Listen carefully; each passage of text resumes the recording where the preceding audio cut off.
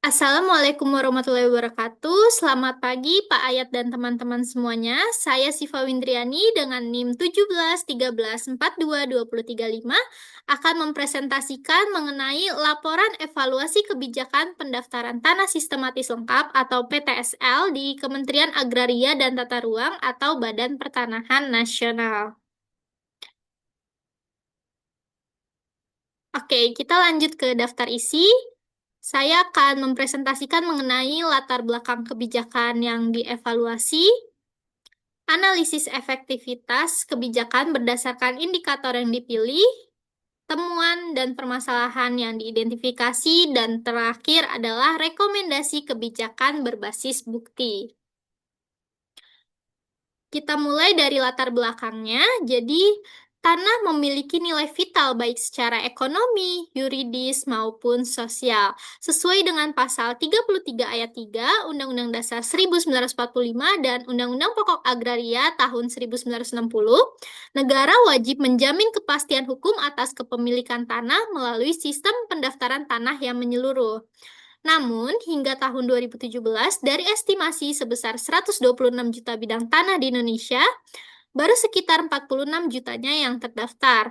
Kondisi ini tentu saja memicu konflik agraria, tumpang tindih klaim, dan maraknya praktik mafia tanah. Untuk mengatasi permasalahan tersebut, pemerintah meluncurkan pendaftaran tanah sistematis lengkap atau PTSL sebagai bagian dari program strategis nasional yang diatur melalui Instruksi Presiden Nomor 2 Tahun 2018 dan Peraturan Menteri ATR atau BPN Nomor 6 Tahun 2018. PTSL sendiri bertujuan untuk mendaftarkan seluruh bidang tanah secara sistematis dan serentak dalam satu wilayah administratif dengan pendekatan inklusif dan berbasis kolaborasi.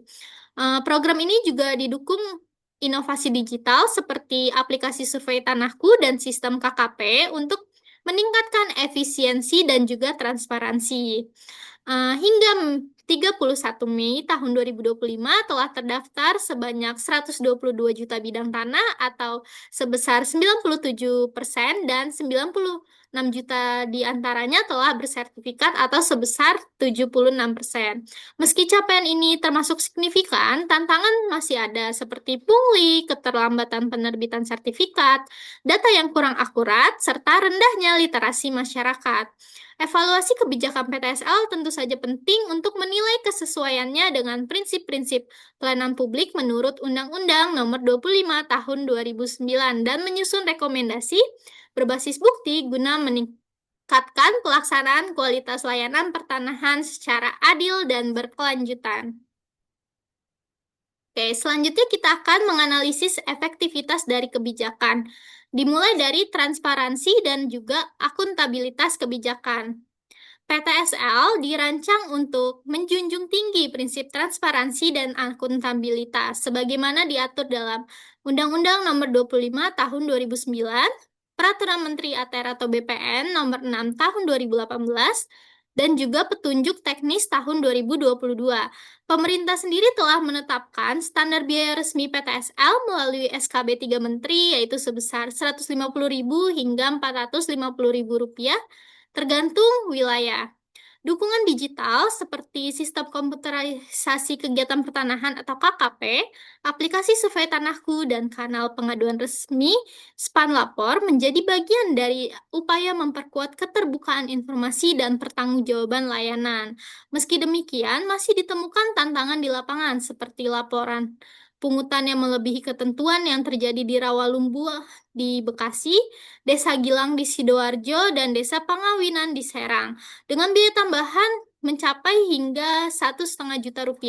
Hal ini menunjukkan perlunya penguatan sosialisasi, literasi masyarakat, serta pengawasan kolaboratif agar prinsip transparansi dan akuntabilitas benar-benar terimplementasi secara merata di seluruh daerah. Selanjutnya kita ke efisiensi layanan publik. Program PTSL telah mencatat capaian efisiensi yang tinggi secara nasional, seperti yang tadi sudah dijelaskan, dengan 97,05% bidang tanah terdaftar dan 41%-nya telah bersertifikat hingga Mei tahun 2025. Keberhasilan ini ditopang oleh digitalisasi layanan melalui sistem KKP, aplikasi survei tanahku, dan sertifikat elektronik. Meski demikian, di beberapa daerah efisiensi masih menghadapi tantangan seperti keterbatasan sumber daya manusia, peralatan, serta beban kerja yang tinggi. Selain itu, variasi proses layanan dan keterbatasan anggaran juga turut mempengaruhi kelancaran pelaksanaan di lapangan. Untuk itu, dibutuhkan upaya penguatan kapasitas pelaksana, pemanfaatan mitra profesional, dan pengawasan secara terjadwal agar pelaksanaan PTSL semakin optimal dan merata. Selanjutnya kita ke responsivitas terhadap kebutuhan masyarakat. Responsivitas sendiri merupakan indikator yang penting dalam kebijakan PTSL yang mencerminkan kemampuan instansi menanggapi kebutuhan dan permasalahan masyarakat seperti konflik batas tanah atau kelengkapan dokumen.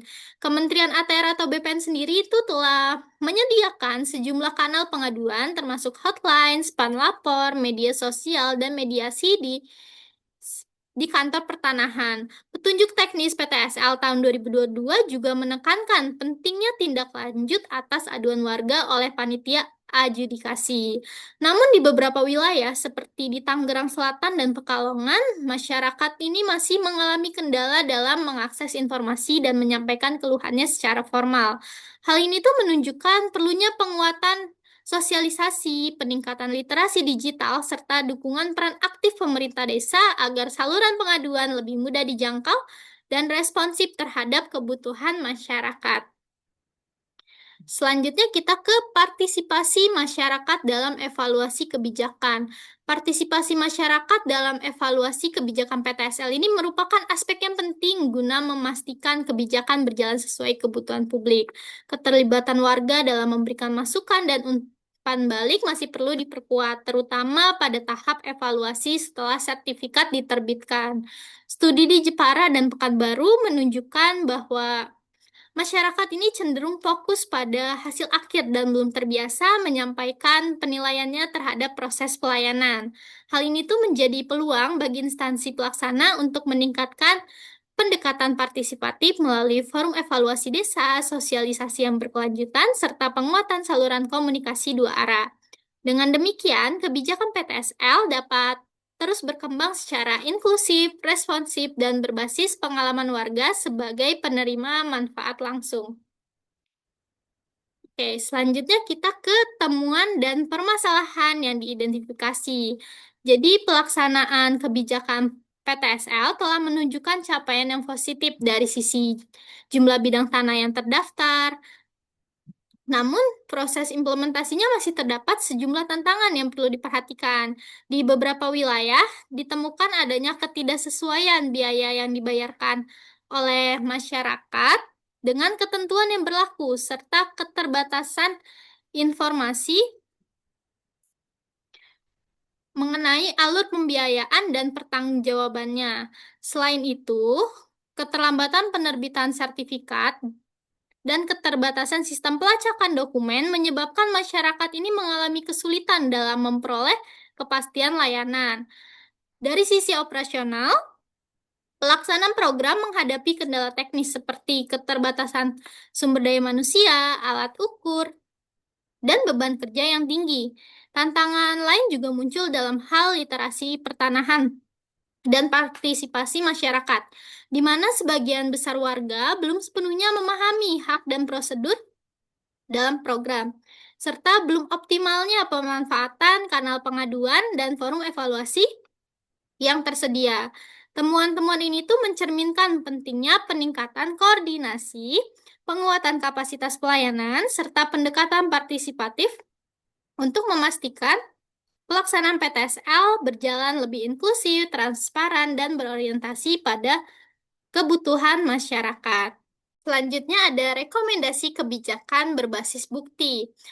Oke, jadi yang pertama itu perkuat transparansi biaya melalui forum masyarakat desa. Bentuk forum transparansi di tingkat desa yang melibatkan tokoh masyarakat, perangkat desa, dan warga penerima manfaat. Forum ini tuh berfungsi mengawasi kesesuaian biaya PTSL dengan SKB 3 Menteri, serta memastikan semua biaya yang diumumkan secara terbuka melalui baliho, papan digital, dan juga media sosial desa. Kantor pertanahan juga perlu menyediakan kanal aduan khusus dengan jaminan anonimitas dan respon maksimal 7 hari kerja. Rekomendasi yang kedua yaitu tingkatkan kapasitas teknis dan kepastian layanan. Tambahkan jumlah surveyor dan panitia adjudikasi di wilayah yang padat. Kembangkan sistem pelacakan status berkas yang dapat diakses masyarakat, misalnya melalui portal digital resmi. Sediakan notifikasi berbasis SMS ataupun WhatsApp terkait tahapan layanan. Tetapkan target waktu pelayanan maksimal untuk tiap tahap agar masyarakat memiliki kepastian waktu. Rekomendasi yang ketiga itu yaitu perbaiki kanal pengaduan yang responsif dan aksesibel. Integrasikan aplikasi Span Lapor dengan posko pengaduan desa selama pelaksanaan PTSL. Posko ini itu dikelola oleh petugas yang terlatih dan dilengkapi sistem pencatatan aduan. Sediakan juga formulir umpan balik secara manual maupun digital untuk menjaring keluhan warga. Tindak lanjut aduan harus dipublikasikan secara berkala untuk menunjukkan respon instansi yang terbuka dan juga bertanggung jawab. Yang keempat itu ada dorong partisipasi warga melalui forum evaluasi desa. Adakan forum evaluasi pasca PTSL sebagai ruang dialog warga, perangkat desa, dan kantor pertanahan. Forum ini tuh penting untuk mengumpulkan penilaian langsung dari masyarakat terkait layanan dan waktu tunggu. Libatkan juga organisasi masyarakat sipil untuk audit sosial, serta laksanakanlah pelatihan paralegal desa agar warga ini memiliki pemahaman mengenai dasar hukum pertanahan dan mampu mengawal jalannya program secara aktif. Dan rekomendasi terakhir yaitu laksanakan evaluasi nasional yang menyeluruh dan juga transparan. Jadi Kementerian ATR atau BPN ini tuh perlu menetapkan evaluasi secara berkala yang mencakup aspek administratif, kualitas layanan, partisipasi masyarakat, dan juga integritas pelaksanaan. Gunakan survei kepuasan dan laporan indikator kinerja seperti waktu penerbitan sertifikat, jumlah aduan yang terselesaikan, dan juga keberhasilan revisi data. Hasil evaluasi ini tuh perlu dipublikasikan melalui media massa, situs web resmi, ataupun forum desa untuk meningkatkan akuntabilitas dan kepercayaan masyarakat. Oke, berikut adalah daftar pustaka yang saya gunakan. Selanjutnya ada lampiran, jadi ini itu adalah data capaian PTSL nasional hingga Mei tahun 2025 seperti yang tadi sudah saya jelaskan sebelumnya. Berikut adalah lampiran juga mengenai berita media tentang permasalahan PTSL. Berita ini tuh saya dapatkan dari media digital. Baik, sekian presentasi dari saya. Mohon maaf jika ada kesalahan kata. Wassalamualaikum warahmatullahi wabarakatuh.